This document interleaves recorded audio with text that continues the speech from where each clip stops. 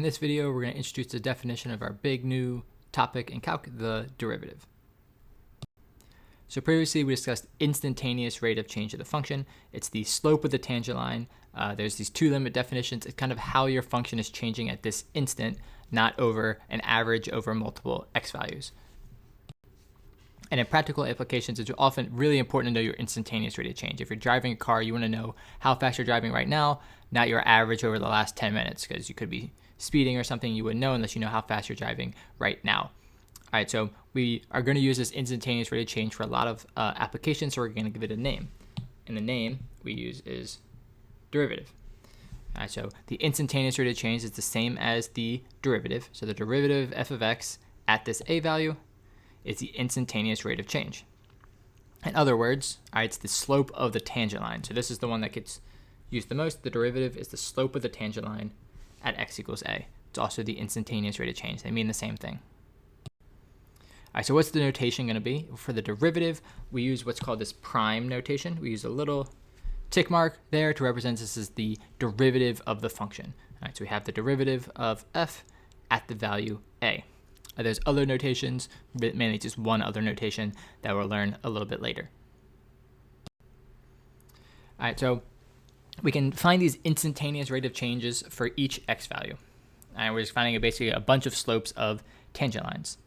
All right, so for each x value, you can find this derivative, and we can put all of these values together for all these different instantaneous rate of changes, and we actually get an entire function that we're going to call the derivative function.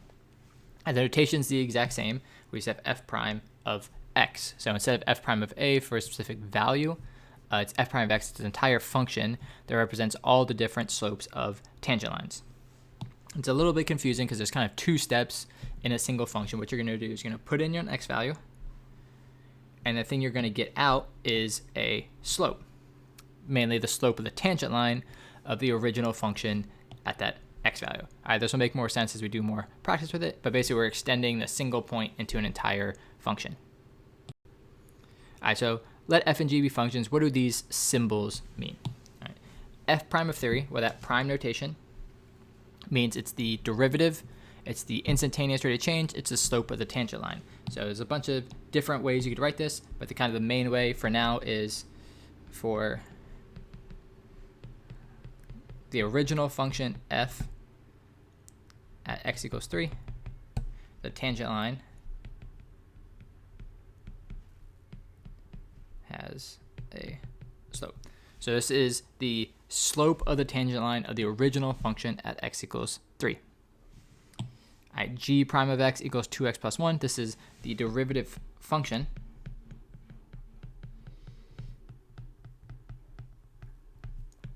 Is 2x plus 1. And we could even use it. We could figure out like g prime of 2 is 5. If I plug 2 in for that x, which means at x equals 2, the slope of the tangent line is 5.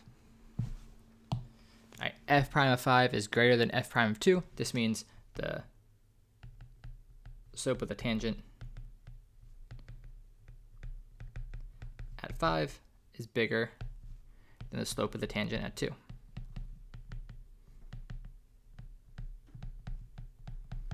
And what does that mean in terms of like what we know about slope? If you have a bigger slope, you have a steeper line. So really saying at 5 of the original graph, it's steeper than at 2. All right, all this stuff we'll do more practice with, but just kind of getting used to this prime notation. All right, so here are the two kind of important things from this lesson.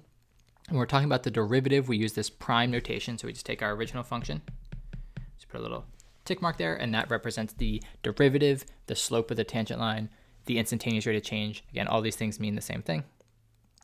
And we can find the derivative at a single value. So I could like pick this value, and my derivative is the slope of that tangent line. Or I can do it for the entire function. So I can go piece by piece, find all these different slopes, and put it together to make a new function that's also called the derivative.